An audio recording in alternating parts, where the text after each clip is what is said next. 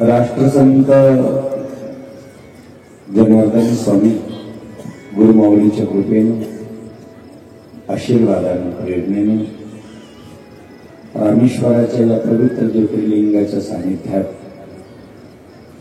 आणि विशेष म्हणजे आपण आत्ताच महाराजांच्या मुखातून गावाचं नाव ऐकलं कधी साखरवाडी. साखरवाडी खऱ्या अर्थानं साखरवडी आहे. एवढी गोड आहे, खूप गोड.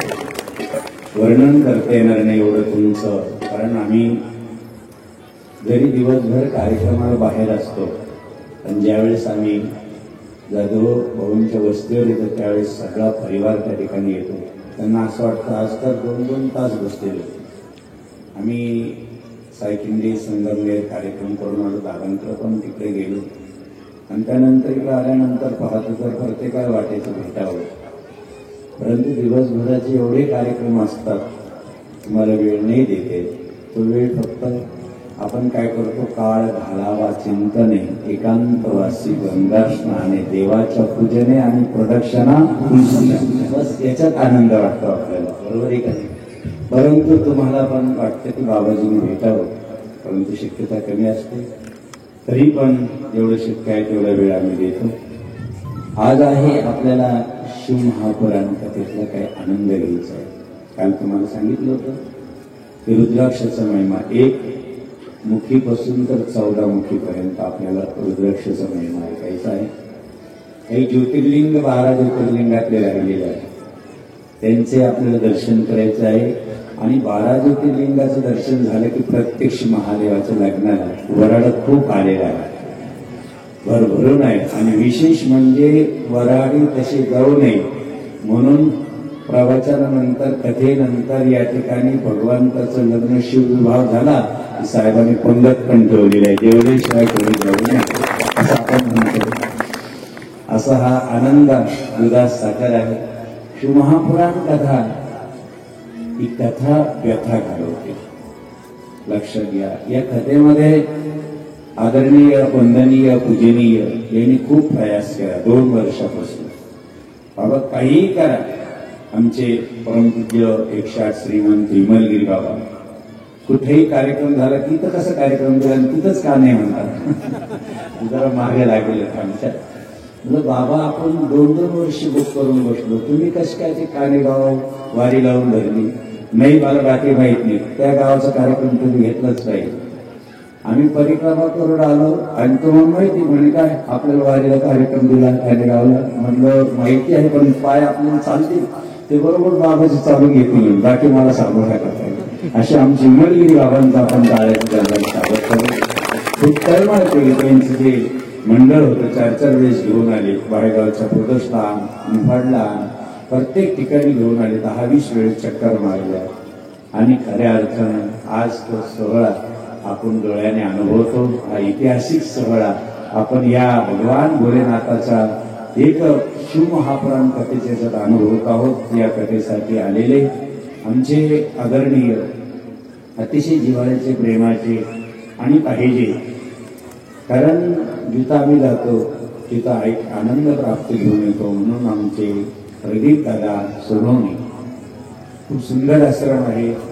आम्ही त्या भागात त्यांच्याकडे भगवान शंकराची प्राणप्रतिष्ठा होती, त्या निमित्ताने गेलो होतो. त्याच्यानंतर स्वामी समर्थांची आता प्राणप्रतिष्ठा होती, पण आम्ही परिक्रमेत होतो. त्यांचं प्रत्येक वेळेस असं असतं की महाराज तुम्ही यावं, परंतु त्यांना मला आम्ही भरपूर वेळेस आला, आता तुम्ही यावं आणि म्हणून ते सहज होत नाही. या ठिकाणी दोघेही हजर झाले. त्यांचं पुन्हा एकदा टाळ्याच्या गजरात आपण स्वागत करू. एवढा धाडा स्वभाव आहे. 21 दिवस फक्त नारळाच्या पाण्यावर हे चालू आहे, अनुष्ठान चालू आहे. काही खायचं नाही तरी पण घेऊन आला होता. आणि म्हणून अगदी आमचे सोमनाथ महाराज त्यांनी 2-4 दिवस इथे येऊन अगोदर आपल्याला खूप अगदी मार्गदर्शन केलं. त्यांचे टाळ्याच्या गजरात आपण स्वागत करू. आमची गंगा चौकार आखाड्याचे त्यांचे मनापासून टाळ्याच्या गजरात आम्ही स्वागत करतो. आमचं भजनी मंडळ आमच्या हरिभक्तपरायण बाबाजीच्या परिवारात आमच्याकडे लहानचे मोठे झाले. अगदी छोटे होते, भजन शिकवताना बाबा असं भजन म्हण असं भजन म्हण, इथं चुकलं असं बोलायचं. आता मात्र कीर्तनकार झाले आणि कथाकार झाले. अशा दत्त महाराजांचं आपण टाळ्याच्या गजरात स्वागत करू. त्यानंतर आमचे मेघनेश सर त्यांचे टाळ्याच्या गजरात आम्ही स्वागत करतो. गोपाल 2 दिवस बाहेर होता, त्याचे टाळ्याच्या गजरात स्वागत आहे. जवळ कोण बसले भाऊ गणेश दादा, त्यांचे टाळ्याच्या गजरात स्वागत. आमचे दीपक दादा आहे, गुणवंत आहे, चंदू भाऊ आहे आणि आमचे रामेश्वर महाराज त्यांचे स्वागत. तबलजी त्यांचे स्वागत. पुन्हा एकदा टाळ्याच्या गजरात स्वागत या पीठावरून, कारण हे गुणवान लोक आहे आणि त्यांचं आपल्याला साथ मिळते म्हणून त्यांचं आपण नाव घेतलं पाहिजे. भाविक भक्तगण मोठ्या संख्येने आहे, बसायला जागा नाही. अजून जर 2-3 दिवस कथा असते ना 7 दिवसाची तर तुम्हाला ग्राउंड सुद्धा काय का नाही. साहेबांनी खूप सहकार्य केलं. पहिल्या दिवशी आम्हाला तुम्ही पूर्ण कंपनीत आम्ही म्हणलं गेटपर्यंत येतो. त्यांचं गोड आहे मुख नाही म्हणजे बाबा तुम्ही फक्त गाडीत बसून असं चक्कर मारला तसं आहे दिलं असते. आणि म्हणून तुमचं सर्व डायरेक्टर असेल, संचालक असेल, आमचं बाबाजींचा परिवार आहे, भक्त मंडळ आहे, सर्व भाविक भक्तगण आहे, माता भगिनी मोठ्या संख्येने उपस्थित आहे. सर्वांचं पुन्हा एकदा टाळ्याच्या गजरात आपण स्वागत करूया. खूप स्वागत आहे. आणि या कथेकडे आपण आता वेळ जरी झाला असेल तर पण आजचे दिवस बसा, कारण 2-3 दिवस आहे. जरी आपल्याला थोडा 10:30 पावणे 11 पर्यंत बसा अशी इच्छा आहे आमची. काय फरक पडतो थोडा वेळ दिला तर, म्हणून थोडा वेळ घेतला जाईल. दादांना जोपर्यंत बसते तोपर्यंत बसा, नंतर त्यांना केव्हाही जाण्यासाठी आपण सुट्टी देऊ. 11 वाजेपर्यंत चालेल. सर्वांनी जर इच्छा असेल तर सांगा. 11 वाजेपर्यंत सुट्टी नाही. धन्यवाद. बाबाजी नेहमी म्हणायचे सुरुवातीला ओम मृत्युंजयाय रुद्राय नीलकंठाय शांभवे अमृतेशाय शर्वाय महादेवाय ते नमः। विधी सुरू झाली की हा मंत्र आपल्याला मिळायचा, ऐकायला मिळायचा प्रत्येकाच्या कानावरती। मृत्युंजयाय, मृत्युंजय मंत्र कशा म्हणतात? ओम त्र्यंबकम यजामहे सुगंधिं पुष्टिवर्धनम उर्वारुकमेव बंधनान् मृत्युर्मोक्षमामृतात्, याला महामृत्युंजय मंत्र म्हणतात। आणि बाबाजींनी सुरुवातच तिथून केली, लक्षात घ्या। रुद्रा तुम्हाला एक याच्यावर खूप चिंतन होईल आणि त्यामुळे बाबाजीने विशेष म्हणजे तुम्हाला फक्त 12 ज्योतिर्लिंग माहिती आहे, पण 8 दिशेला 8 भगवान शंकराचे मंदिर आहे। ज्यावेळेस आपण म्हणतो ना घाली लोटांगण वंदीन चरण, घाली लोटांगण वंदीन चरण डोळ्यानं पाहिन घाली लोटांगण वंदीन चरण डोळ्यानं पाहिन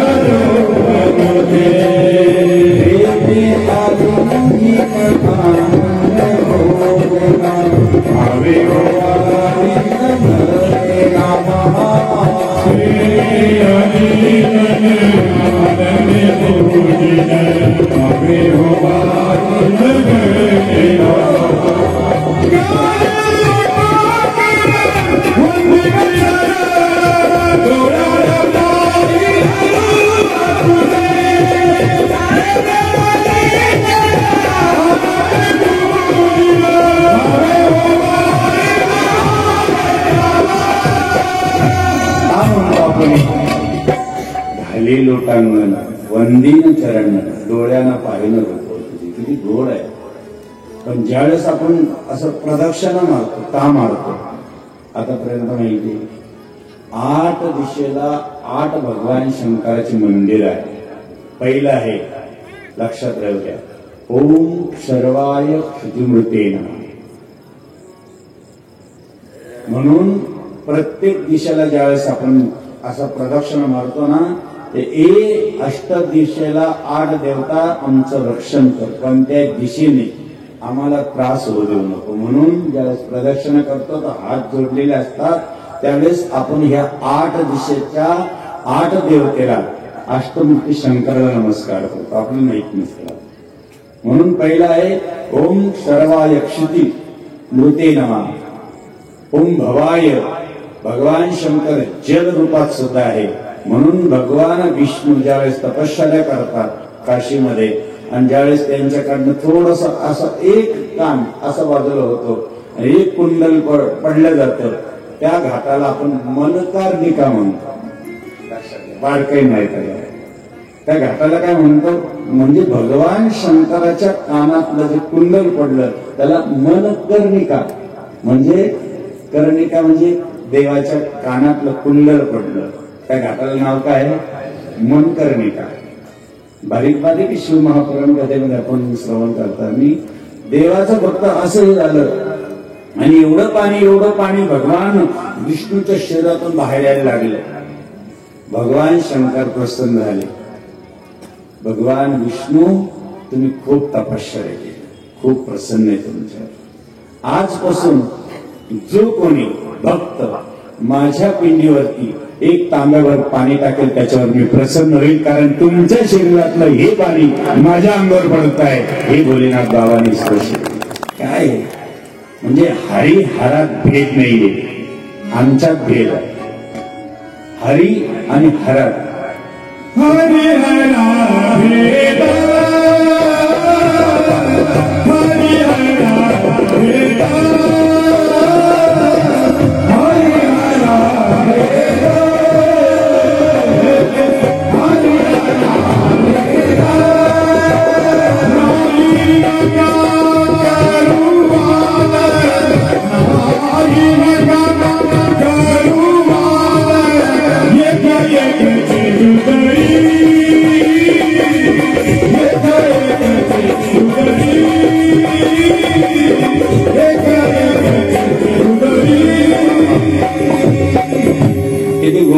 ते कर्नाटकाच्या हृदयात। म्हणून आपलं भाग्य आहे की बारकाईने ऐकायचं. ओम सर्वाय चित्तमूर्ते नमः. ओम भवाय जल. जल रूपात जर नाही तुम्हाला पिंड दिसली तर जलाला जरी नमस्कार केला तरी भगवान शंकर आहे. पाणी. ओम भवाय जल. ओम रुद्राय अग्नी, जो आपण पेटवतो. यज्ञ करायलाच पाहिजे घरामध्ये. एक छोटासा कुंड आपण पेटवलं पाहिजे, दररोज पेटवलं पाहिजे. ज्याच्या घरात दररोज हे कुंड पेटलं जातं आणि 5 पळ्या नाही जरी म्हणलं तर एक पळीने तूप टाकलं, थोडी साखर टाकली, नाहीतर किंवा तांदूळ अक्षता टाकून त्याच्यावर तूप टाकलं तर जाळलं घरात 10 बाय 10 रूम पवित्र होऊन आपल्याला त्या ठिकाणी अनुभूती येते. म्हणून पंचयज्ञामध्ये हा एक आहे यज्ञ पेटव. कारण जोपर्यंत आपण भगवंताला जीव घालायचा असेल तर यज्ञाच्या रूपातून घालतो. स्वाहा म्हणल्यानंतर ते खातात. देवाचं मुख जर असेल तर यज्ञ आहे. काय? म्हणून गावागावात यज्ञ करायचे. बाबा म्हणायचे यज्ञ याद हे सदैव चाले, यज्ञ याद हे सदैव चाले, सदैव सेवा भक्ती सनातन, सदैव सेवा कविता परिवाना,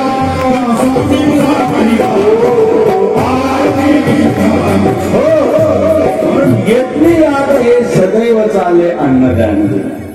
अन्नदान पाहिजे आणि यज्ञ पाहिजे. म्हणून यज्ञाचं स्वरूप, अग्नीचं स्वरूप भगवान शंकर आहे. आता लक्षात राहू बारीक.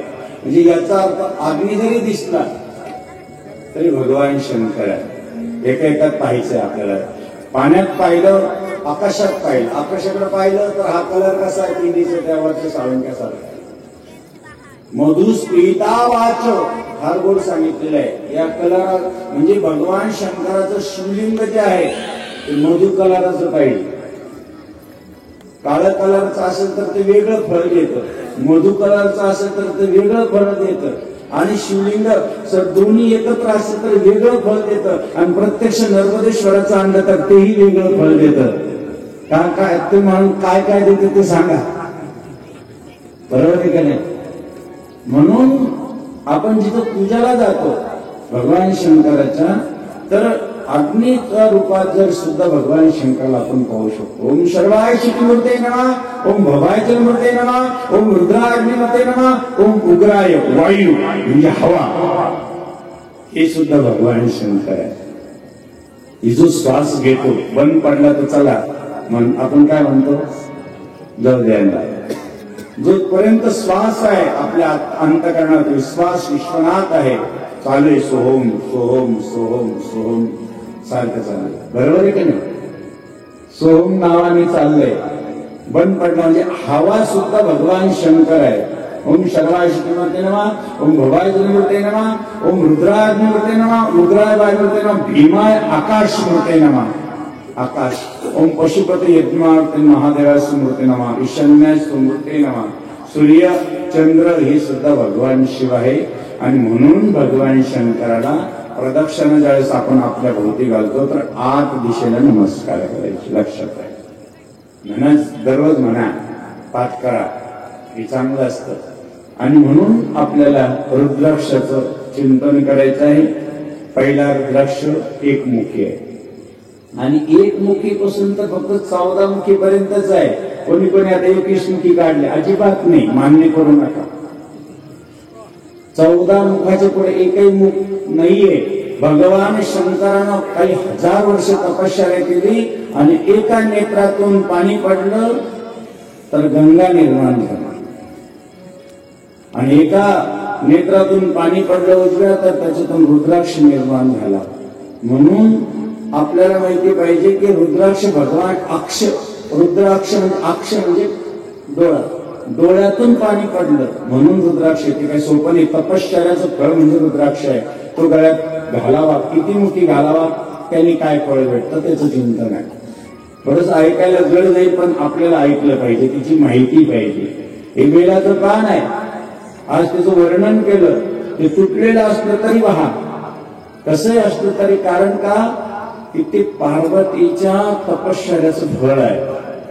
असं सांगितलं जातं की पार्वती मातेनं एवढी तपश्चर्या केली, बेलाची सुकलेले पानं खाल्ले आणि सुकलेले पानं खाल्ल्यानंतर पार्वती माता थोडी काळी पडली.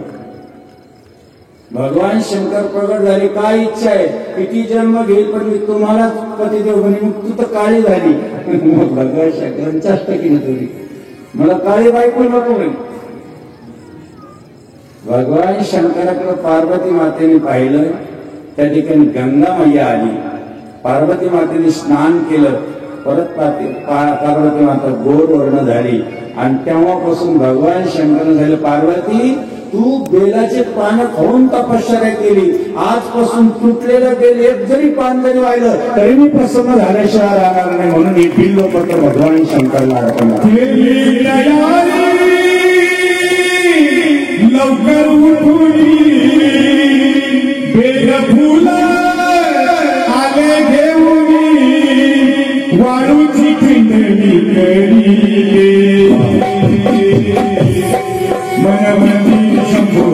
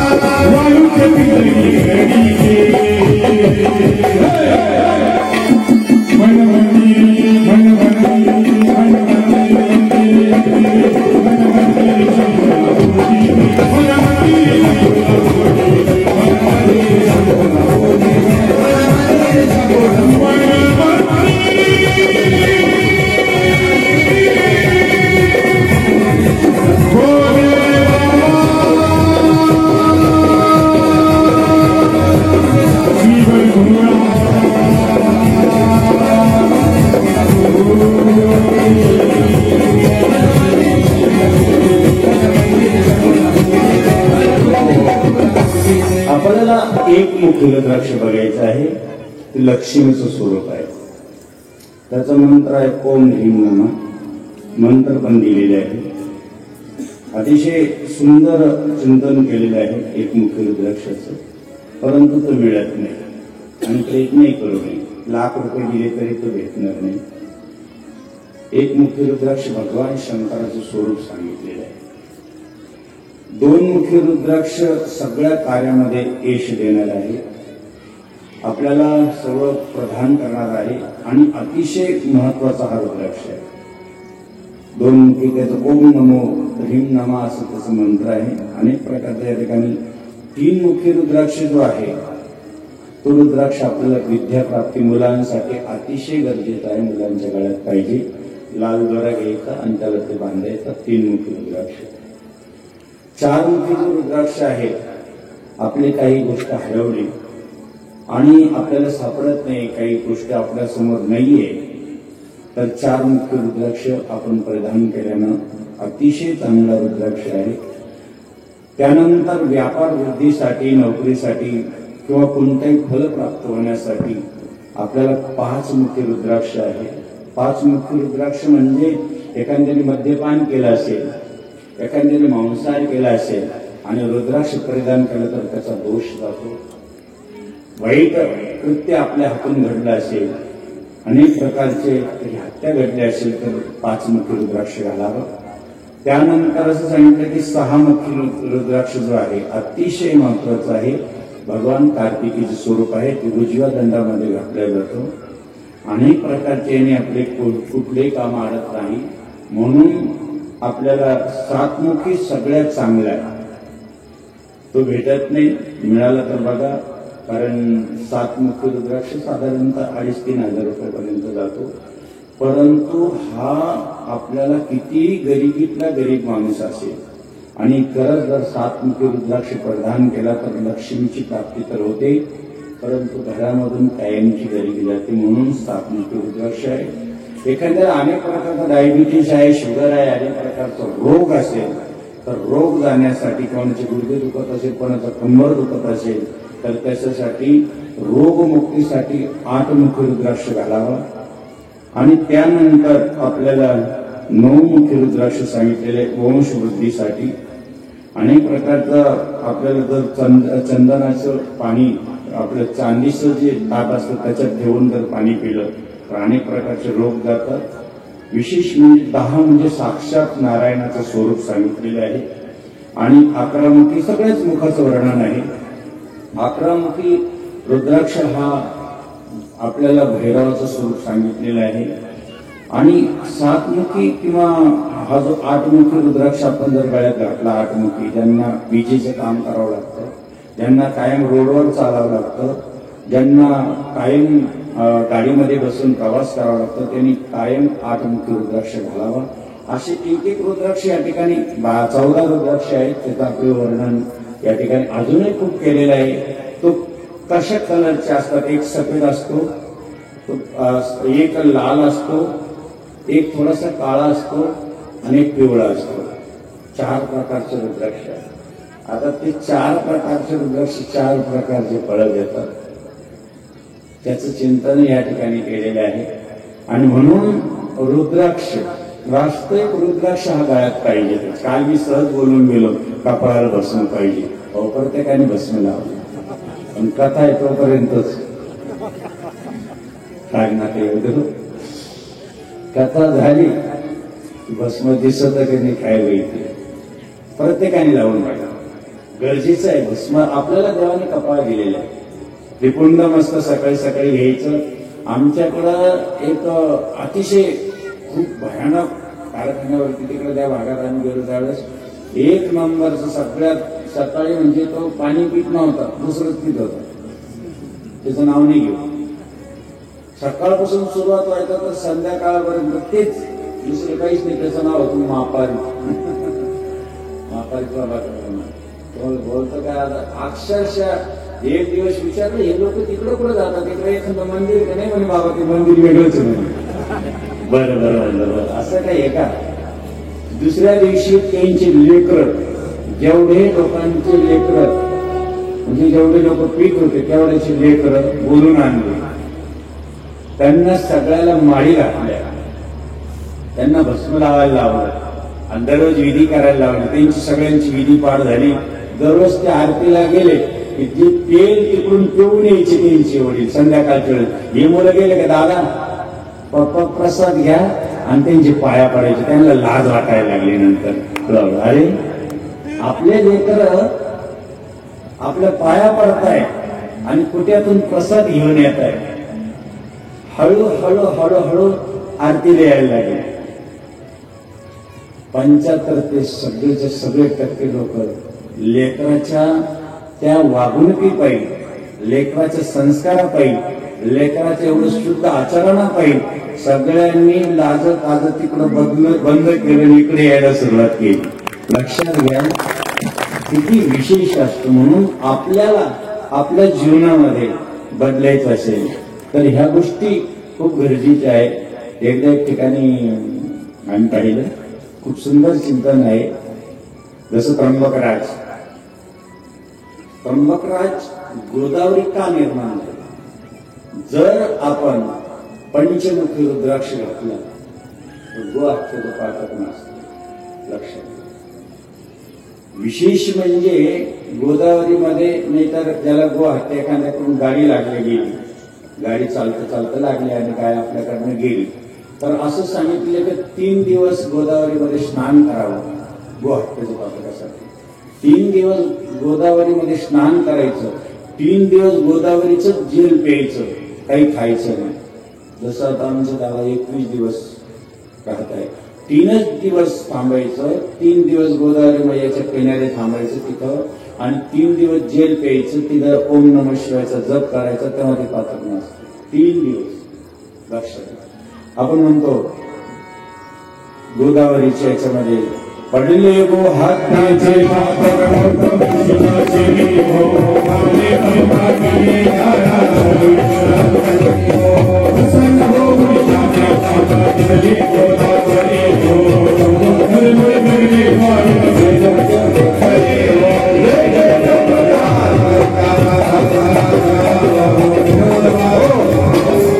आणि म्हणून त्र्यंबक राज्य का निर्माण झालं. 1 मिनिटात दर्शन घेऊन तुम्हाला कोणाला उठायची गरज नाही, फक्त मनाने जाऊन दर्शन करू. त्र्यंबकराज ज्योतिर्लिंग का निर्माण झालं.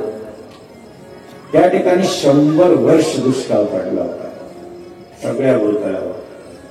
पृथ्वीवरचे सगळे प्राणी मरण पडायला लागले. सगळीकडे दुष्काळ, पाणी म्हणता पाणी पाणी करता करता, अन्न अन्न करता करता सगळे मरून पडायला लागले. पक्षी सोडून जाऊ लागले, ऋषी मुनी सोडून जाऊ लागले. अक्षरशः त्र्यंबक नगरी ही विश्व नगरी खाली झाली. गौतम ऋषीला कळालं की अरे सर्व साधू संत निघून जात आहे, पक्षी मारताय, अन्न अन्न करताय, आपण प्रार्थना करूया. वरुण देवाला प्रार्थना करू. हे वरुण देवा पाणी दे. वरुण देवानं सांगितलं पाऊस पडायला मला इंद्रदेवाची 100 वर्ष परवानगी नाही, पाणी मिळेल की ते फक्त तुमच्यासाठी मिळेल, 1 तळ्यामध्ये देतो. त्याला गौतम तळ म्हणतात. सांगितलं काही हरकत नाही, प्रगत हो. कारण पक्षी इथले ऋषी मुनी ब्राह्मण सगळे निघून जात आहे. तिथं तळ तयार झालं, खूप सुंदर तळ तयार झालं. तळ्यात पाणी आलं. पाण्यामध्ये सगळेजण पाणी पिऊ लागले. त्या पाण्यामुळं थोडीशी भाताची शेती पिकू लागली. गौतम ऋषी सकाळी पेरू लागले. त्यांची शेती वेगळी आगळी होती आणि त्याच्यातून भरपूर भाताचं पीक निघू लागलं. सगळे जेवू खाऊ लागले. आनंद आनंदाचं तिकडे होऊ लागला. एक दिवस त्या ऋषी पत्न्या त्या तळ्यावर गेल्या आणि आपल्याला सवय असते पाणी पाहिलं की लगेच कपडे धुवायला सुरुवात. हे तीर्थ हे गंगा आहे की नर्मदा आहे माहीतच नाही. आपण कधीही तीर्थावर गेल्यानंतर ओम तीर्थाय नमः, ओम तीर्थाय नमः, ओम तीर्थाय नमः असं 3 वेळेस म्हणायचं. परवानगी घेऊन उजवा पाय तिथं ठेवायचा असतो. लगेच जाऊन लगेच सुलटीने मारायची, तोंडने धुवायचं, गुळण्याने करायच्या, साबणने लावायची, कपडेने धुवायची. आईला नमस्कार करायचा. आई मला परवानगी दे स्नानाला. स्नान करताना आपण त्या ठिकाणी नमस्कार करतो आहोत. तसं त्या ठिकाणी त्या पत्न्या आल्या, ऋषी पत्न्या. ते ती तुझी काढली त्या तळ्यावर धुत असले. आपल्याला पाणी पाहिलं काय होतं काय माहिती. सगळ्या ते नदी असो की गंगा असो त्यांना काही गेलं, मस्त दूध बसते असे खळा खळा खळा दूध. तेवढंच आईले आले आपल्याला तेवढंच पाणी खराब होईल ना. हा म्हणजे तुझ्या पतीने आणलंय म्हणून तो आम्हाला बोलतेली चालली पाण्यावाली झाले भानगडी. बदले लवकर लोकमत पेपर हा बिगर याचा छापलेला सगळ्या गावात प्रसार झाला. दुसऱ्या दिवशी सगळ्या पत्नी एकत्र झाल्या. आईल्याच्या तळ्यावर कोणी जायचं नाही, ते आपल्याला बंधन करते. त्यांनी सांगितलं तसं नाही, माझं म्हणणं खूप चांगलं आहे.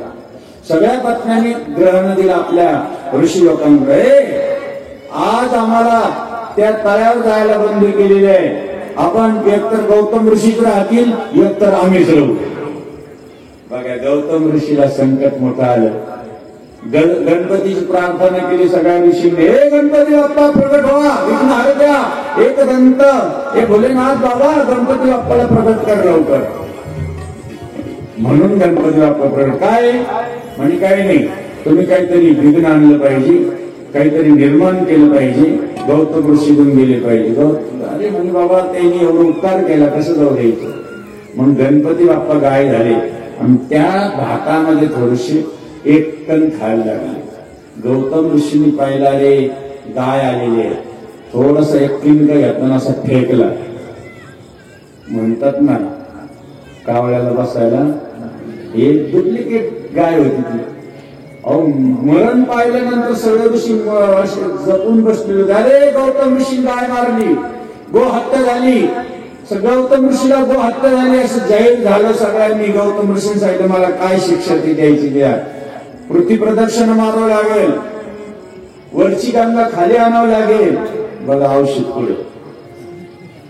गौतम ऋषीने खूप तपश्चर्या केल्या, प्रदक्षिणा केली आणि गंगा मैयाला सांगितलं गंगा मैया या भूतालावर. गंगा मैयाने सांगितलं मी येईल तुमची तपश्चर्या पाहून प्रसन्न आहे, पण माझा वेग फार नाही.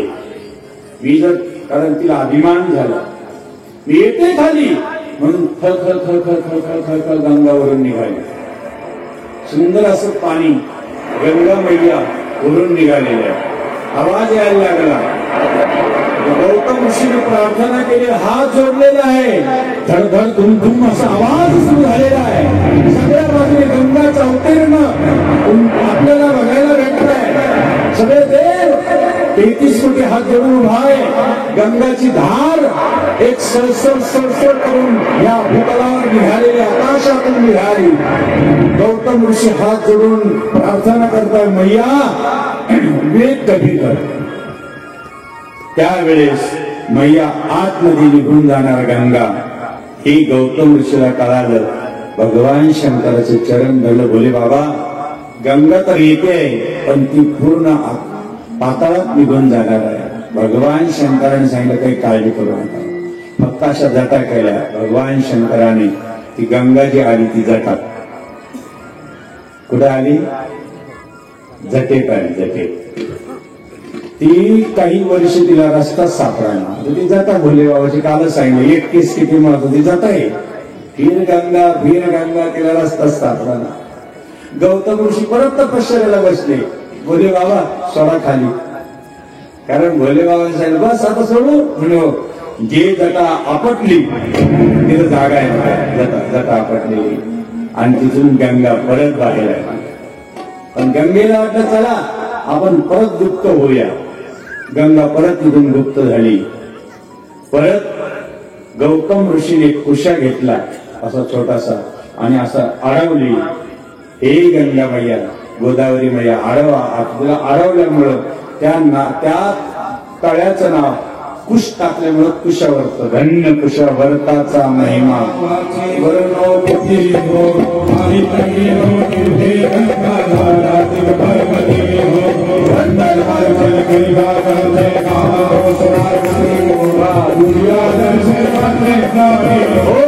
लक्षात घ्या कुशावर्त नाव का पडलं? आतापर्यंत पल्ला माहिती होतं. वर बोट करा. कुशावर्त नाव का पडलं? आपण महाराष्ट्रात राहतो, कुशावर्त डुबकी मारतो, पण कुशावर्त नाव काय? गौतम ऋषीने कुशा म्हणजे गवत असतं ते टाकलं, ते अडवलं, तर कुशावर्त झालं. तिथून ती परत गुप्त झाली. मग भगवान शंकर प्रगट झाले. एकच नाही, ब्रह्म विष्णू आणि महेश्वर तिन्ही देव सांगितले गौतम ऋषी तुम्ही गाय मारलेली नाही, पण तुम्हाला ही लीला करायची होती तुमच्याकडून म्हणून या साधू संतांनी ही लीला केली. गंगा मायाला आम्ही प्रगट करतो, आता तुम्ही काळजी करू नये. म्हणून ती त्र्यंबक राजाच्या मंदिरात परत प्रगट झाली. तिला असं कळायचं होतं सर, तिथून किती पाणी काढा ती बाहेर येते. आणि म्हणून 3 देव प्रगट झाले, आशीर्वाद दिला गौतम ऋषीला. गौतम ऋषीने सांगितलं आता तुम्ही जाऊ नका, इथंच राहा, तिघं राहा. तिथं असं वरती शिवलिंग नाही, खाली असं 3 बारीक बारीक बारीक बारीक ब्रह्म विष्णू आणि महेश्वर. म्हणून तिथं असं दर्शन घ्यावं लागतं. असं हे 3 बोट ठेवायचे आणि तिथं तिघांना स्पर्श करून मग डोकं टेकायचे आहे. म्हणून तिघही देव तिथं राहिले. त्या देवाचं नाव आहे बोला त्र्यंबकेश्वर शंकरा.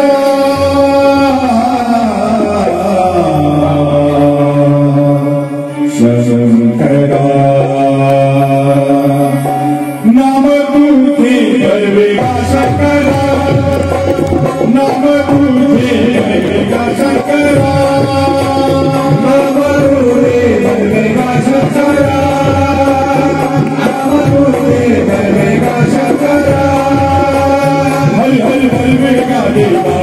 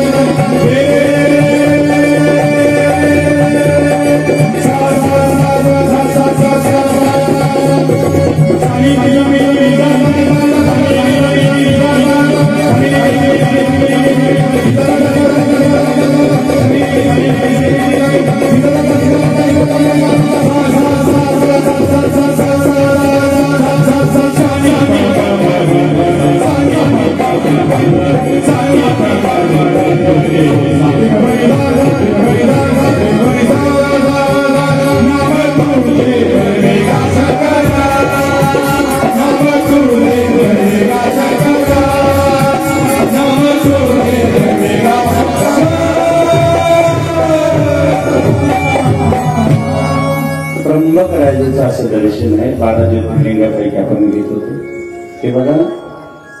अजून तुम्ही कधी स्नान घातलं नसेल भोले बाबाला, एक सांगून जातो. पंचगव्य पंचामृताने तुम्ही स्नान घातलंय, पण पंचगव्याने अजून स्नान घातलेलं नाही. घातलं कधी? गाईचं शेण, गाईचं गोमूत्र, गाईचं दूध, दही आणि तूप एकदा दर रविवारी सांगितलेले. दुसऱ्या दिवशी ज्याच्या घरात खूप गरिबी आहे, कष्ट आहे, अनेक किती उत्पन्न करूनही आपल्या घरात राहत नाहीये, त्याच्यासाठी करून बघा. नाहीतर त्या तिथे घाण करून सगळे सांगायचं उशिरायचं तुम्हाला थोडं द्यायचे. नाहीतर आपल्याला म्हणलं ना दही वाहत दे, आपण खूप देव थोड्याने प्रसन्न होतो. शेण घ्यायचं थोडंसं, त्याचं पाणी करायचं. गोमूत्र घ्यायचं थोडंसं, 2-4 थेंब, बरोबर की. दही घ्यायचं थोडं घ्यायचं आणि त्या पंचगव्यानं महादेवाला रविवारच्या दिवशी स्नान करायचं. कोणत्या दिवशी? आवाज येतो. कोणत्या दिवशी? नक्की फक्त राहील लक्षात. रविवारच्या दिवशी महादेवाला पंचगव्यानं स्नान घालून बघा आणि किती 4-5 रविवार करून बघा, तुम्हाला किती अनुभव येतात आवडतो. म्हणून पंचगव्याचं स्नान. आता आपण आतापर्यंत प्रत्येकाने ऐकलं तरी फक्त पंच अमृताचं स्नान, पण पंचगव्याचं घालून बघा. त्यानंतर असं सांगितलेलं की बेलाची छोटीशी अशी काळी तोडायची, मस्त घेऊन यायची फांदी छोटीशी. त्याला काय करायचं, कापूस किंवा असं मस्त पैकी गुंढळायचं चांगलं. त्याला गाईच्या तुपात बुडवायचं. फक्त प्रदोषचा दिवस. कोणता दिवस? प्रदोष माहिती ना, अतिशय. बघा, ज्यांना मूलबाळ नाही ते शनी प्रदोष होत. दादा याचा अर्थ. ज्यांना प्रदोष नाही, प्रदोषची माहिती करून घ्या. ते ज्यांना संतती संपत्ती नाहीये त्यांच्यासाठी शनी प्रदोष. दादांना थोडंसं जायचं असल्यामुळे आपण त्यांची काळाचं स्वागत करू. धन्यवाद. ज्यांना हे नाहीये, म्हणजे मुळातच संततीच नाही त्यांच्या आयुष्यात, त्यांनी शनी प्रदोष करावा. कोणता प्रदोष करावा? लक्षात राहता, खूप बारकाईने लक्ष द्या. शनी प्रदोष जर आपण केला, नशिबात जरी मुलबाळ लिहिलेलं नसेल तरी त्याला संतती होणार, म्हणजे शनी प्रदोष. भूम प्रदोष आहे, एक मंगळवारी येणार आहे तो भूम प्रदोष. मंगळ दोष निवारण करतो. काय करतो? लक्षात राहतो. कोणता दोष निवारण करतो? मंगळ ग्रहाचा दोष निवारण करतो. शनी प्रदोष, भूम प्रदोष, नेक्स्ट सोम प्रदोष आहे. वैभव आपल्या घरामध्ये समृद्धी देण्यासाठी. म्हणून बेलाची एक छोटीशी फांदी घ्यायची, त्याला पूर्ण कापूस आणि त्याचं ते बुडवायचं तुपामध्ये आणि तुपात बुडल्यावर थोडंसं पुढं कापूर लावायचा आणि कापूर लावल्यानंतर ते एक छोटंसं चिकट घ्या किंवा एखादा उंड आपलं ह्याचं पीठ घ्या आणि त्या भगवान शंकराच्या पिंडी पुढं याची ज्योत तयार करा. फक्त 5 प्रदोष करून बघा आणि देवापुढे म्हणा, तुमची कोणतीही गोष्ट सांगा, फक्त भगवान शंकरापुढे की देवा आतापर्यंत हा दिवा कोणी लावला नाही, पण आज हा पहिल्यांदा दिवा लावतोय. असं देवा कोणीच लावलेला नाही. हा दिवा तुम्ही लावून बघा. फक्त आम्ही बोलतो ते विशेष म्हणजे साधूच्या मुखातून बोलतो. एखाद्या ग्रस्ताने सांगितलं तर ते पचत नाही आणि ते सांगितलेलं ते तुम्हाला ते थोडं म्हणजे थोडक्यात ते पूर्तीच जात नाही. पण तपश्चर्या करून जो वाणी येते ती सिद्धीच जाते. लक्षात ठेवा, ते सांगितलं जातं ते अनुभवाने सांगितलं जातं आणि शास्त्राला धरून सांगितलं जातं. जे श्री महापुराण बाहेरची एकही गोष्ट सांगितल्या जात नाही. वास्तविक तुम्हाला थोडे दिवस मिळाले नाही तर पूर्ण 1 तास हे चिंतनामध्ये आपण घेणार होतो. म्हणून फक्त बेलाचं एक, नाही तर उद्यापासून थोडा बेलाची झाड छोटी सांगितली मी, अगरबत्ती सांगितली म्हणजे ते बी सांगितलं पाहिजे ना, नाही तर असं नाही करायचं. छोटीशी काळी घ्यायची, मस्त कापूस तुपात हे करायचं, त्याला थोडं कापूर लावायचं आणि पेटवायचं देवापुढं. पेटत राहू द्यायची. बघा एवढं सुंदर सांगितलेलं आहे त्याचं चिंतन. 4 ते 5 गोष्टीची आपल्याला अनुभूती लगेच येते. आणि म्हणून त्र्यंबकराजाचं आपण दर्शन घेतलेलं आहे. एकदा काशीला राहत होते एकदम, त्याचं नाव होतं, कधी कधी आपल्याला माहित राहत नाही, आणि म्हणून काशीला राहायचं. त्याचं नाव चंद्र म्हणजे खूप ओढ नाव आहे त्याचं. आणि तो काशीला राहत असताना पत्नी खूप धार्मिक होती, पण त्याला दानचन नाव होतं. दानचन काय नाव होतं? दानचन. पण नाव खूप चांगलं दानचन, पण ते दान केलेलं होतं. कधी काही गंगूबाई नाव राहतं, पण गंगेश्वर स्नानाला गेले नाही, असं नावाप्रमाणे काही उलट पालट राहतं कधी कधी, लक्षात राहिलं.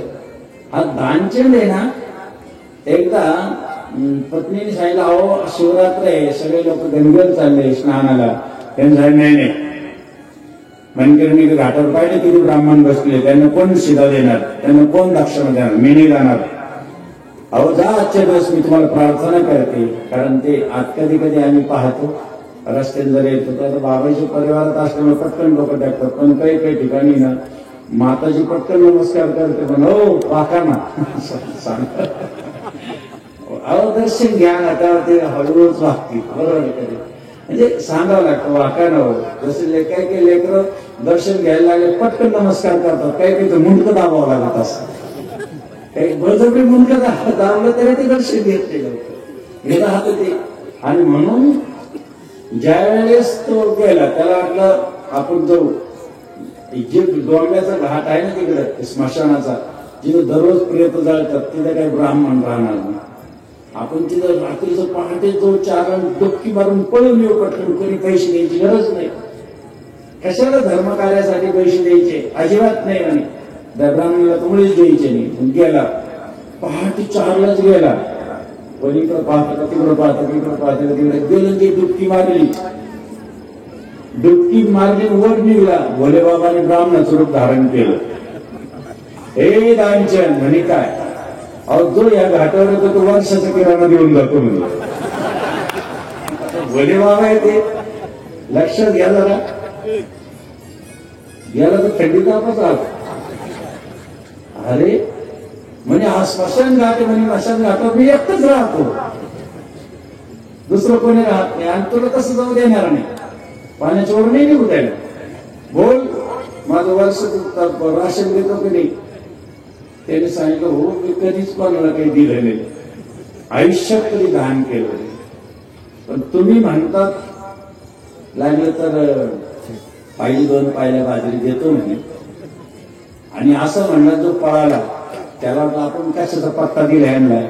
अहो तो सगळ्याचा पत्ता जाणतो, त्याला कोणाचा पत्ता माहित नाही, तो घरातला पत्ता जाणतो. तुम्हाला काय सांगा, हा दानचंद घरी जाऊन झोपत नाही, पटकन दरवाजा लावला, पटकन पडला तो. पत्नी सांगितलं काय झालं तुम्ही एवढं घाबरायले. म्हणून काही नाही काही नाही, गप्प बसून होतो. अहो ते आतमधून दरवाजा लावला, बाहेरून दरवाजा, दानचंद यांना कस काय पत्ता कळाला. पत्नी बाहेर आली. अहो म्हणे काय म्हणतात. म्हणजे मी ब्राह्मण आहे, तुमच्या पतिदेवानं मला 2 पायल्या बाजरी द्यायचं कबूल केलेलं. बरं मी विचार केला. तेवढ्यात ते गेले का हो, पण ब्राह्मणाला तुम्ही हा सांगितलं होतं, पण त्याला सांगाल थंडी ताप आला. ऐका का, 2 पायल्या बाजरीसाठी काय आला, थंडी ताप आला. त्यांनी सांगितलं माझा यजमान आहे, त्याच्यामुळे जोपर्यंत थंडी ताप जात नाही तोपर्यंत तुम्ही कशाला जोडल्याकडे जर एवढं दुखत आहे मी जाणार आहे. अर्धा 1 तास झाला, परत दरवाजा झाला, अरे रे पत्नी परत बाहेर आली. अहो म्हणे ती अजून गेलेली, बाहेरच बसली. सांग म्हणे मेला. इतकी कठीण राहतं काही केलं. मेला म्हणल्यावर काय, मग ते भोले बाबाच होते ते ब्राह्मणाच्या रूपात. त्यांनी सांगितलं माझा यजमान जर गेला तर मग मी तसं कसं जाऊ. त्याचे सगळे क्रियाकर्म झाल्याशिवाय भोले बाबाने सगळ्या गावाला दिली की दौंडी. अरे कांचन गेला रे, सगळं गाव जमा झालं. आणि हे आलं, यांनी श्वास रोखून धरला, बाहेर आणलं. पत्नी सांगितले काही कमटेकडून देखील हळू कान चुप बस, बाहेर आणला किडीवर, मस्त स्नान झालं, सगळं झालं, 4 जणांनी उचललं. भोले बाबांनी विचार केला, असं गिऱ्हाईक कधीच भेटलं नाही. भोले काय चाललं गेलं तिथं. ते लोक आता सगळं कोणी पाणी फिरवतं, कोणी काय करतं, आणि आता तिथं ठेवणार. भोले बाबांनी सांगितलं, भाऊ थांबा थांबा, ब्राह्मण रूपात होते, थांबा, मला एकदा प्रेताला प्रदक्षिण मारते मध्ये ते मी मारली. हळूच कानाजवळ गेली. अरे म्हणे मी भोले बाबा आहे, तुझ्यावर प्रसन्न झालेले आहे, तुझी एवढी साधना पाहिजे, मी अशी साधना कोणीच केली नाही, कोणीच केली मी, खूप प्रसन्न आहे, काय मागायचं ते मागून घ्या. आता भोले बाबा जर म्हणून राहिले काय मागायचं ते मागून घेऊ, याला आता भगवान शंकर भेटल्यावर काय मागायचं, डोळे उघडले पाहत होतो तो ब्राह्मण, परत डोळे झाकले. काय सांगायचं, डोळे झाकल्यानंतर परत भोले बाबांनी सांगितलं, अरे मी खरंच भोले बाबा आहे, काय मागायचं मागितलं. त्यांनी सांगितलं, भोले बाबा असो तो कोणी असो, मी आत्ताच्या आत्ता उठवतो, पण एक काम करायचं. म्हणजे काय, 2 पायल्या बाजरी माफ कर, मी आत्ता उठवतो. नाही दिली 2 पायल्या बाजरी. भोले बाबांनी सांगितलं, वा माझा गुरु भेटला तू. म्हणून बाबांना शेवट भोले बाबा भेटतात, ते द्यायलाही तयार होतात, पण आपल्याला घेते. काशीच्या घाटावरती एवढा आनंद आला की तुम्हाला काय सांगू. भगवान शंकर देणारे दाता आहे, ब्राह्मणाला मुलबाळ नाहीये, आणि मुलबाळ नसताना त्यांनी भगवान शंकराची विश्वनाथाची प्रार्थना केली. भगवान विश्वनाथाने सांगितलं, तुझ्या नशिबात नाही, पण 14 वर्षाचं लेकरू देतो. झालं ना, 14 वर्षाचं लेकरू एवढं गोड झालं, आई रडायला लागली. आईनं काय केलं, त्या लेकराला सांगितलं, बाळा तुझे 14 वर्षाचे आता फक्त 6 महिने राहिले, म्हणून माझ्या डोळ्यात पाणी येतं. त्यांच्यासाठी ते संतांकडे मार्ग काढूया. ब्राह्मणांनी संतांकडे मार्ग काढला, आणि म्हणून संतांनी सांगितले, जा अशा रोडवर जाऊन बसा, तिथं गंगा वाहते, त्या घाटावर जाऊन बसली. घाटावर जाऊन बसली लेकराला घेऊन. तेवढ्या सप्तऋषी आले. सप्तऋषी पाहिलं, अरे या ठिकाणाहून तर ब्राह्मण देवता बसलेले आहेत. आणि सप्तऋषीला पाहिल्यानंतर ते ब्राह्मण देवतांनी नमस्कार केला. या सप्तऋषी, आम्ही तुम्हाला नमस्कार करतो. स्नानाला चालले, माझे एकूण ते लेकरू, त्यालाही नमस्कार करून द्या. ते लेकरू सहज असं लोटून दिलं. सप्तऋषीच्या चरणावर ते लेकरू नमस्कार करायला लागलं. नमस्कार करताना सप्तऋषीच्या मुखातून निघालं, आयुष्यमान भव. संत काही करू शकतो. आयुष्यमान भव म्हणल्यानंतर ब्राह्मण देवतांनी सांगितलं, मोजून 4 दिवसाचं आयुष्य ते म्हणतं आयुष्यमान भव. 14 वर्ष पूर्ण होत आहे. त्यांनी सांगितलं, चला ब्रह्मदेवाकडे. ब्रह्मदेवाकडे नेलं. सप्तऋषी नमस्कार केला, ब्राह्मण केला, लेकरांनी केला. लेकरांनी केल्यानंतर त्या ब्रह्मदेवाच्या मुखातून निघालं, आयुष्यमान भव. सप्तऋषी म्हणजे मी सुटलो. ब्राह्मण देवता म्हणजे स्वतः ब्रह्मदेव, सप्तऋषी भगवान शंकराकडे गेले. आता भगवान शंकराकडे खातच आहे. भगवान शंकराला त्या सप्तऋषी नमस्कार केला, ब्रह्मदेवाने नमस्कार केला, ब्राह्मणाने नमस्कार केला, त्या लेकराला टाकून दिलं चरणावर. माझ्या भोले बाबाच्याच मुखातून निघाला, आयुष्यमान भव. आता भोले बाबा आयुष्यमान भव म्हणल्यावर तर तिथं मरायचं काही कामच नाही. सगळ्यांनी सांगितलं, ब्रह्मदेवाने सांगितलं, आमचं काम झालं, आम्ही जातो. म्हणजे तुम्ही जा, सप्तऋषी तुम्ही जा, ब्राह्मण देवता तुम्ही जा. लेकरू घेऊन घेतलं, आणि त्या लेकराचं फक्त 1च दिवसाचं आयुष्य राहिलं. जा, फक्त मंत्र जप. भगवान शंकराची पिंड होती, त्या पिंडीजवळ ती लेकरू गेलं आणि म्हणू लागलं, ओम नमः शिवाय, ओम नमः शिवाय, ओम नमः शिवाय, ओम सर्वांनी महादेवाची पिंड आहे. भगवान शंकरांना दिलेला तो मंत्र आहे, नमः शिवाय, नमः शिवाय, नमः शिवाय. ते म्हणू लागलं. 12चा वेळ झालेला होता. काळानं झडप घातलेली आहे. कारण मृत्यूचा वेळ हा माणसाचा लिहिलेला असतो. काळ आला, काळानं फास टाकला. भगवान शंकराच्या पिंडीपुढे ज्यावेळेस फास टाकला तर भगवान शंकरानं तिसरं नेत्र उघडलेलं आहे आणि तिसरं नेत्र उघडताच काळ जळू लागलेला आहे. त्यावेळेस त्या लेकरानं पाहिलं की आपल्या समोर भोले बाबाचं तिसरं नेत्र उघडलेलं आहे. काळ जळतोय आणि काळ जर जळून गेला, काळ जर रात झाला तर महाकाळ भगवंता तुझी कोणी पूजा करणार नाही. काळालाच लोक घाबरतात. म्हणून कालकंठम काल मृत्यू काराग्नी कालाश्रम नमामि शिरसा देवम किम्य मृत्यू करिष्यते. भोले बाबा, मी तुझी प्रार्थना करतो, काळाला वाचव. भगवान शंकरानं काळाला त्या लेकराच्या चरून वाचवलं.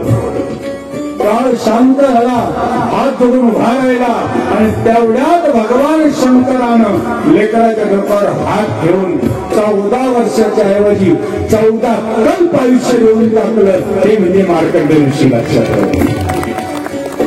म्हणून भोले बाबा काही पण देऊ शकतात. 14 कल्प आयुष्य. किती चिरंजीव आहे.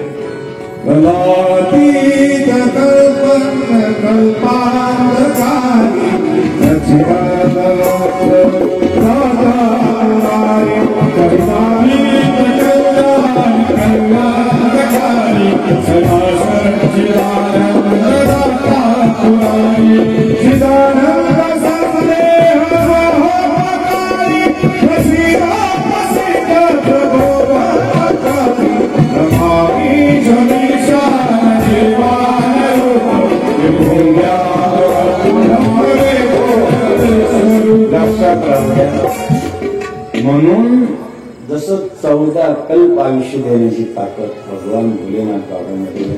फक्त खरा प्रार्थना. 12 ज्योतिर्लिंग बघतो. 14 सोमनाथम श्रीशैल्य मल्लिकार्जुनम उज्जैनिया महाकालम ओंकार मंगलेश्वरम केदारिमपुष्टे डाकिन्य भीमाशंकरम. भीमाशंकरला जाऊन येऊ आणि लगेच लग्नाच्या तयारीला. 5 ते 10 मिनिटात लग्नाकडे जायचं आहे. कारण असं सांगितलं जातं, एक काल त्रेता जुग माझी. एक काल त्रेता जुग माझी. एक काल त्रेता जुग माझी.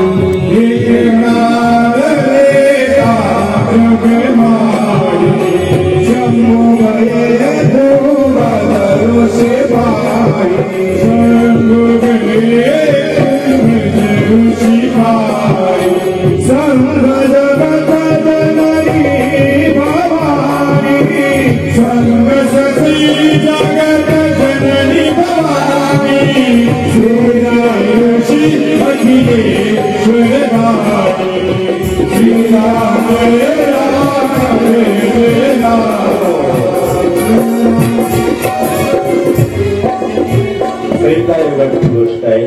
एक काल त्रेता जुगमाई शंभो गए कुंभ. अगस्त ऋषी त्रेतायुगात पुढे आले, डोंगरावर आले, अगस्तीच्या डोंगरावर आले. कशासाठी आले? कथा ऐकण्यासाठी. शंभो गए कुंभ ऋषी काय संग सती जगत जननी भवानी. किती नावा बरोबर. जगत जननी भवानी आली.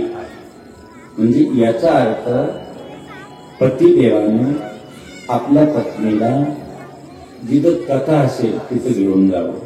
पार्वती मातेला भगवान शंकर, सतीला स्वतः भगवान शंकर संग सती एकटे नाही, जगत जननी भवानी आली. अगस्त ऋषीला भगवान शंकराने पाहिलं. अगस्त ऋषी आमच्यासारखी व्यासपीठावर बसलेली आहे. कथा चालू आहे. कथा चालू असताना भोले बाबा समोरून आले. अगस्त ऋषी खाली उतरले, पटकन नमस्कार केला.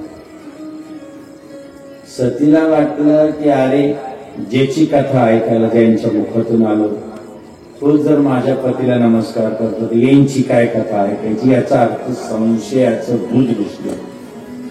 आणि माणसाच्या मनात ज्या दिवशी संशय येतो त्या दिवशी आपल्याला काही 7 दिवस तिथं बसली पण कथा ऐकली नाही. भगवान शंकरांनी सांगितलं सती कथा आटोपली, चला आता आपण निघूया. तर ती कथा आटपून निघाली. पुढं वनवासामध्ये प्रभू रामचंद्र आलेले आहे, गोड कथा आहे. आणि तेवढ्यात सीतामाई पंचवटीमधून रावण हरण केले म्हणून भगवंत हाय सीते करत चालले होते. तेवढ्यामध्ये भगवान शंकराला कथा ऐकल्यामुळे माझ्या प्रभूचं दर्शन झालं. आणि तेवढ्यात म्हणलं सच्चिदानंद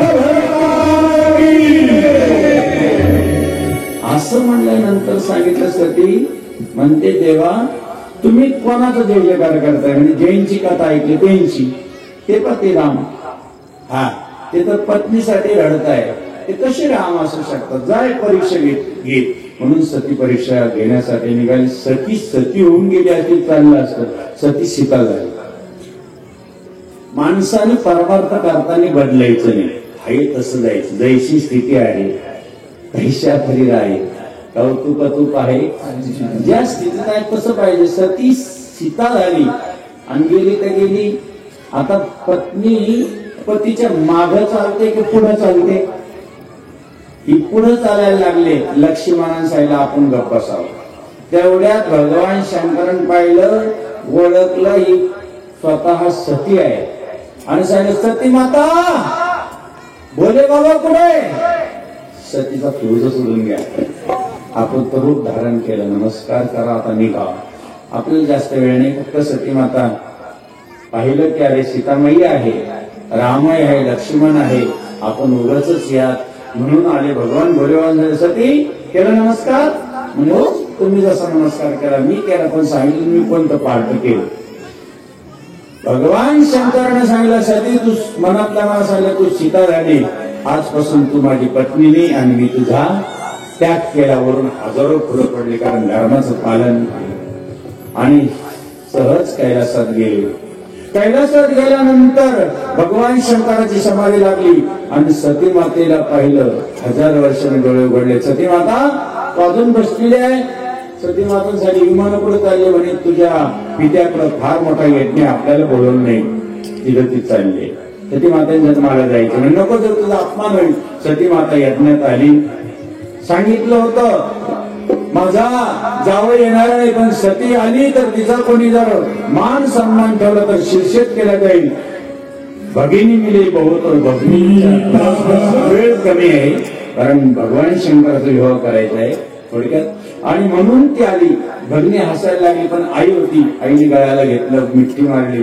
पण भगवान शंकराचं त्या ठिकाणी आपल्याला या ठिकाणी घट दिसत नाही, पूजा दिसत नाही. सतीने यज्ञात उडी मारली.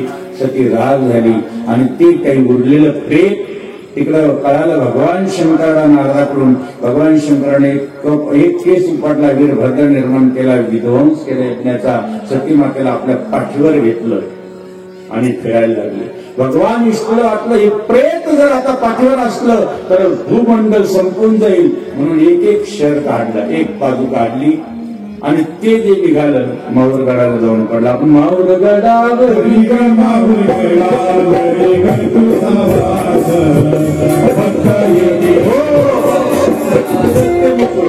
आईचे 2 हात काढले, ते जाऊन पडले तुळजापूर. आपण तुळजापुराला जाणे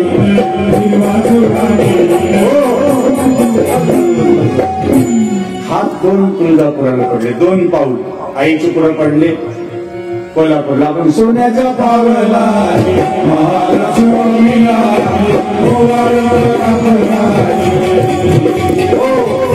आणि चरण इथं दिले, हात आमच्या महाराष्ट्राला दिले, मुकुट आईला आम्हाला इथं महाराष्ट्राला दिलं. नवे सप्तशृंगावर जाता जाता स्वतःच सौभाग्याचं कुंकू दिलं. पुढं सप्तशृंगी गडावर कुंकू वाहूया, कुंकू वाहूया, सप्तशृंगी मातेला या कुंकू वाहूया. हो जास्त. आणि म्हणून 4च गोष्टी सांगितल्या. अजून एक पण तुमचं पीठ व्हायला बसलं त्याच्यामुळे मी बाकी सांगत नाही कारण लई मोठा लोड आला. तरी पण ठीक आहे. अशा पद्धतीने सतीचे वेगवेगळे भाग झाले. ही सती पुन्हा तपश्चर्या करते. आपलं हिमालयाच्या कुशीमध्ये गेले. तिथं नारदजीला हात पाहिला. सांगितलं सती तुला तपश्चर्या करावं लागेल. सती तपश्चर्या केली. सप्तऋषीने परीक्षा घेतली. भगवान शंकर करण्यासाठी सतीने खूप तपश्चर्या केलेली आहे. आता मात्र लगेचच या ठिकाणी भोलेनाथ बाबा येतील. गोड अशी वरात सजल्या जाईल. सुंदर असं लग्न या ठिकाणी आपण मांडलं जाईल.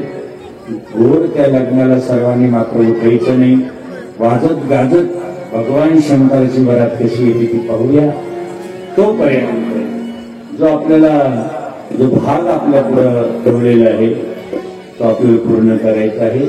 वरात यायला जर वेळ असेल आलेली आहे तर सगळ्यांनी भगवान शंकर सजायला सुरुवात केली. आता ऐका, तुम्ही काय लावतात? हळद लावतात. काय लावतात? आपण सगळेजण हळद लावतो लागेल. तुम्ही कशावर बसता? घोड्यावर. कशावर बसता? महादेव बसलेले आहे नंदीवर. भगवान शंकराला संधी होऊन गेले काय? अरे भगवान विष्णू पुढे निघून गेले. ब्रह्मदेव पुढे निघून गेले. आपल्याला कोण सजवणार? आपल्याला तर कोणीच नाही. भगवान शंकराला सांगितलं काही काळजी करू नका. स्मशानात गेले. एक पोतं भरलं स्मशानाचं. ते राखीचं तुकडं अंगावर ओतून गेले. सर्प टाकले. भगवान शंकर सजले. नंदीवर बसले. अतिशय गोड दिसू लागले. भगवान शंकर सांगितलं आपलं वराड. अहो म्हणे आहे ना भूते वेताळ नाचती. भूते वेताळ नाचते.